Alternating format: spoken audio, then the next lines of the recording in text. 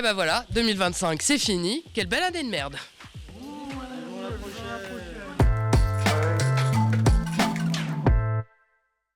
Bonjour et bienvenue dans le récap. Nous sommes le jeudi 18 décembre et c'est le 139e et dernier épisode de notre émission. Évidemment, pour cette année 2025 seulement. Alors je me ferai un plaisir de vous retrouver l'année prochaine pour continuer à commenter l'actualité avec vous. Mais avant de ranger les micros, je vous propose un petit bilan d'une année pour le moins agitée.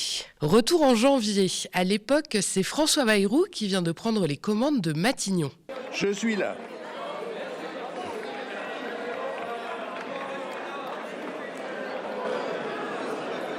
Ah bah personne l'avait vu venir celui-là. Depuis ses multiples échecs au présidentiel, tout le monde pensait qu'il avait raccroché les crampons de la politique nationale et qu'il se contentait désormais de régner sur Pau, avec en prime un emploi fictif de commissaire au plan pour flatter son ego boursouflé. Vous savez, c'était Macron qui l'avait nommé là pour l'aider à se projeter dans l'avenir et donner un cap stratégique à la France. Et ben on voit où ça nous a mené. Bref, on trouvait que c'était déjà amplement suffisant, mais le grand patron en a décidé autrement. Faut dire qu'à l'époque déjà, ça ne se bousculait pas au portillon pour lui filer un coup de main, pile le genre de moment que les seconds couteaux, pour être poli, savent exploiter pour revenir sur le devant de la scène. Je vous rappelle quand même que Manuel Valls a réussi à se faire nommer ministre d'État quelques mois plus tard. C'est dire l'ampleur de la solitude présidentielle. Revenons donc en janvier, on a commencé l'année avec ce cher Bayrou et ses idées longues comme Premier ministre. Il a pris la place de Barnier qui venait de se faire censurer sur fond de crise budgétaire et d'absence de majorité stable. C'est dire qu'on a avancé en un an. À peine un mois plus tard, François Bayrou se retrouve confronté à ce qui aurait dû immédiatement lui coûter son poste, l'affaire Bétaram, derrière les grilles de cet établissement catholique proche de Pau, que le Premier ministre connaît bien pour y avoir envoyé ses propres enfants, se cachent des décennies de violence, y compris sexuelle, contre les élèves. Malgré des mois de couverture médiatique assez intense et une commission d'enquête, Macron ne débranchera jamais Bayrou, accusé pourtant d'avoir tout su et de rien avoir fait pour protéger ses enfants. Il faudra attendre le mois de septembre pour qu'enfin une motion de défiance cause sa chute. Alors on retiendra de son passage à Matignon toute l'ampleur de son inaction avec pour point d'orgue le fameux conclave des retraites. C'était sa grande idée révolutionnaire qui s'est soldée sur un naufrage, une arnaque monumentale à l'image de son instigateur. Nous avons adopté un texte sur... que je ne dise pas de bêtises sur le titre exact du texte.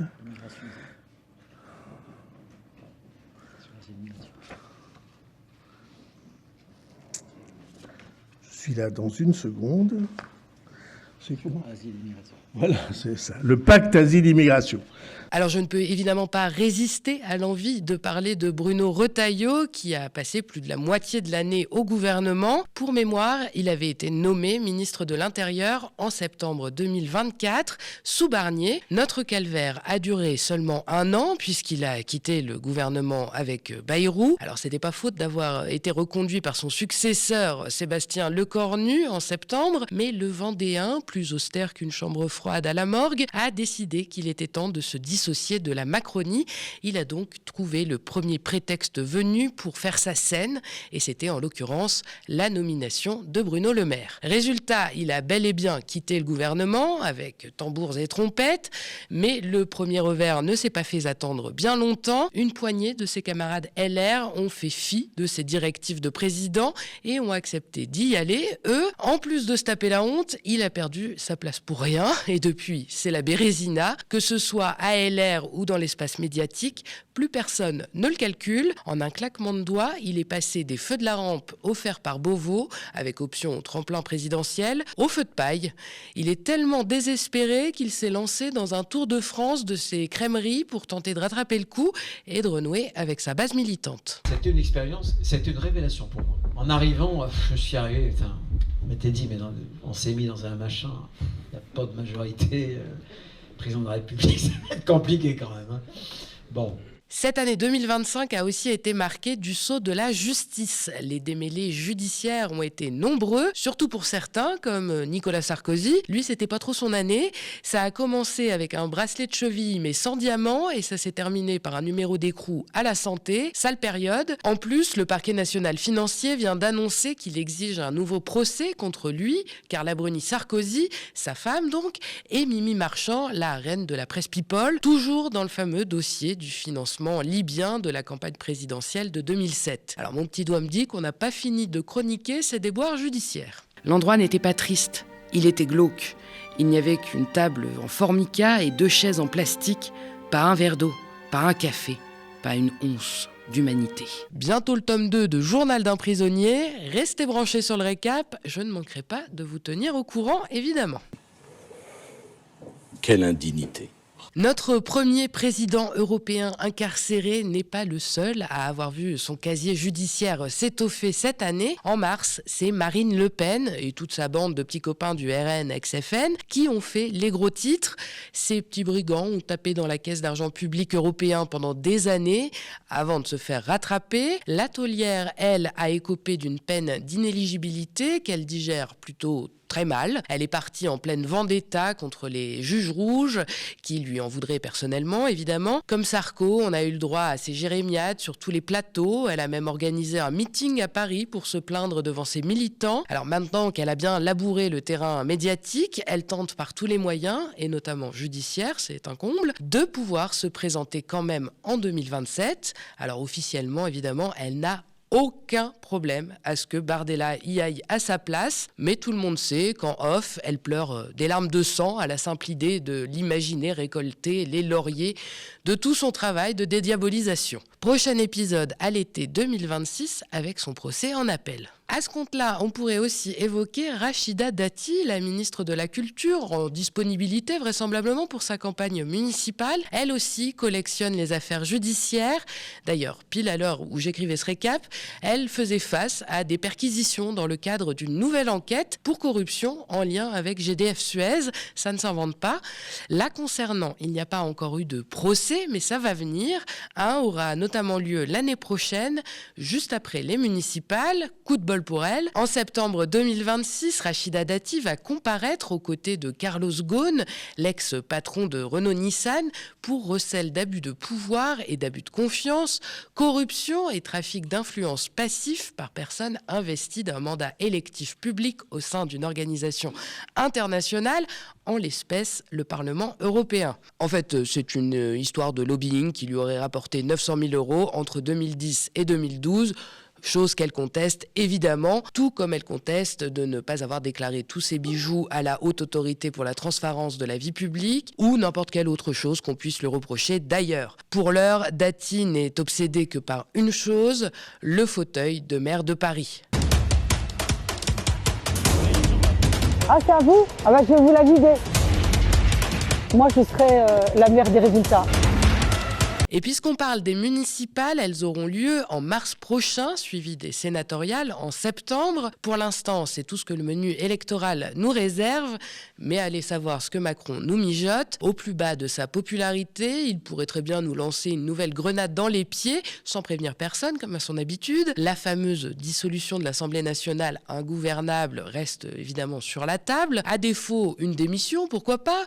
Faudrait pas qu'il oublie cette possibilité. Je vous entends d'ici me dire qu'il ne le fera jamais. Oui, je sais, mais c'est la période des vœux.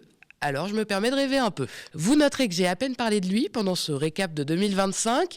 À la fois, cette année, il a déserté la scène nationale comme jamais, probablement de peur de se prendre des tomates pourries à la moindre apparition. Ça ne l'a pas empêché d'être artisan du chaos que l'on connaît, mais officiellement, il se concentre sur l'international pour garder la face. Son deuxième mandat, c'est décidément comme un jour sans fin. Mais bon, assez parlé de Macron, je sais qu'il vous hérisse le poil et j'ai pas envie qu'on se quitte là-dessus. Le récap, ce n'est pas seulement des actus déprimantes, on sait aussi s'amuser, notamment dans nos petites intros qui ne seraient rien sans les multiples talents de mes camarades du média et notamment de la formidable équipe de plateau que je remercie infiniment de toujours me suivre dans mes idées folles. Bon Nicolas Sarkozy est en tôle ? Libérez Nicolas! Libérez Nicolas! Libérez Nicolas! Nicolas, qu'est-ce qu'il est en même? Bon allez, ça dégage. Allez, dehors. C'est pas porteur ça? Qu'est-ce que tu fous, Marion? Ah bah je me suis mis au bricolage. Paraît que c'est antifasciste. Ah, ma Grèce, la République est en danger, au secours. Eh ben non, vous voyez pas double. Avec CNews Prime, Bolloré vous sert 2 fois plus de Pascal Praud. C'est cadeau. Marine Le Pen a ramené un chaton pour parler avec le cornu. Eh ben moi, je vous ramène un chaton pour parler de le cornu. Et personne n'a été maltraité.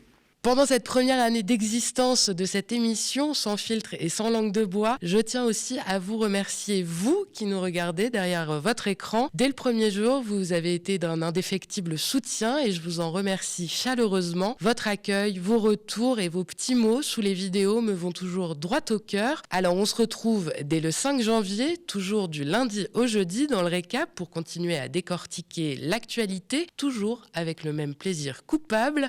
Et en attendant, profitez des fêtes de fin d'année, mangez un peu trop, riez un peu plus et surtout revenez-nous en forme pour attaquer 2026. L'actualité politique n'aura aucune pitié, alors nous non plus. Et avant de passer au reste de l'actu du jour, le média a un petit message pour vous. Depuis plus de 8 ans, nous tenons bon dans un paysage audiovisuel toujours plus concentré et réactionnaire. Chaque jour, plus de 25 travailleurs et travailleuses écrivent, enquêtent, filment, montent. Chaque jour, ils et elles mènent la bataille de l'info. Mais pour tenir, nous avons évidemment besoin de vous.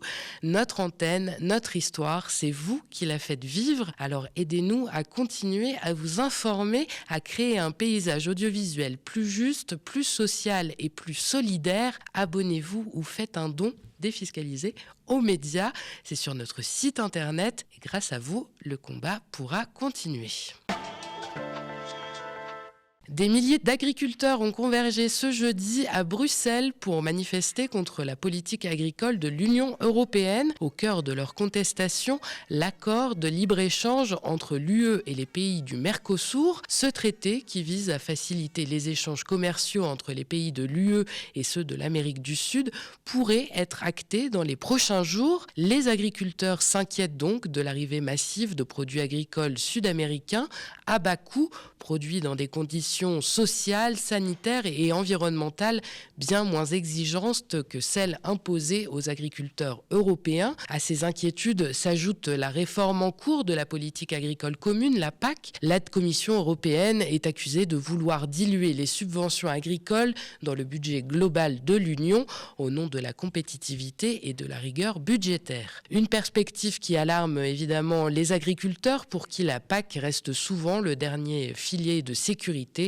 face à la volatilité des marchés. La présidente de la Commission européenne, Ursula von der Leyen, espère donc signer le traité de libre-échange samedi au Brésil, à l'occasion du sommet des chefs d'État des pays du Mercosur. Mais pour ça, elle a besoin de l'aval des chefs d'État et de gouvernements européens avant de conclure cet accord. Après avoir changé à plusieurs reprises d'avis sur la question, Emmanuel Macron a réaffirmé aujourd'hui son opposition à ce traité. Le chef de l'État estime que les 3 conditions posées par la France, les mesures miroirs, la clause de sauvegarde et les contrôles effectifs, ne sont toujours pas garantis. Sur le Mercosur, nous considérons que le compte n'y est pas et que cet accord ne peut pas être signé. Et c'est la même chose, c'est la cohérence de l'Europe et c'est une Europe qui protège son agriculture et ses producteurs. Nous sommes pour échanger. La France est d'ailleurs une grande puissance agricole et agroalimentaire qui échange à travers le monde, qui exporte. Mais nous ne pouvons pas accepter de sacrifier la cohérence de notre agriculture, de notre alimentation, la sécurité alimentaire de nos compatriotes sur des accords qui ne sont pas encore finalisés. Nous avons depuis le début été très clairs. Nous demandons ce qu'on appelle une clause de sauvegarde. Qu'est-ce que ça veut dire? C'est un frein d'urgence. Si on a des marchés qui sont déstabilisés, il faut pouvoir stopper les choses. La Commission a fait une proposition, le Parlement l'a améliorée, les discussions sont encore tenues hier. Mais elles ne sont pas terminées, il n'y a même pas le vote. Donc ça n'est pas encore prêt. Mais on avance dans la bonne direction. Mais je veux avoir la vérité des prix, et nos agriculteurs avec moi. Une position qui risque d'être difficile à tenir. Pour bloquer l'accord, la France doit réunir au moins 4 États membres représentant 35% de la population de l'Union européenne. Ces échanges entre les dirigeants européens interviennent alors qu'une mobilisation d'ampleur dure depuis 5 jours dans tout le pays. Au-delà du Mercosur et de la PAC, les agriculteurs alertent également sur la gestion sanitaire de la dermatose nodulaire contagieuse, une maladie qui touche les bovins et qui met en péril de nombreuses exploitations.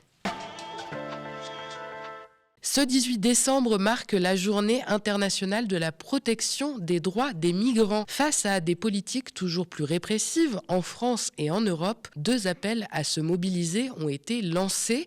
La marche des solidarités et plus de 400 organisations lancent l'appel « Une journée sans nous » pour montrer ce que serait la société sans les personnes migrantes. La CGT Solidaire ou encore Attaque signent de leur côté l'appel « Né ici ou venu d'ailleurs ». En tout, c'est plus d'une 50aine de manifestations et de rassemblements qui ont lieu partout en France. À Paris, plusieurs centaines de personnes se sont donné rendez-vous place de la République à 17h. Les associations et syndicats dénoncent une politique migratoire attentatoire aux droits et à la dignité des personnes étrangères. Ces derniers demandent la fermeture des centres de rétention administrative, les CRA, la régularisation des travailleurs sans papier, l'abrogation de la loi Darmanin accusée d'aggraver la criminalisation des exilés ou encore celle des circulaires Retailleau qui restreignent encore davantage l'accès à la régularisation.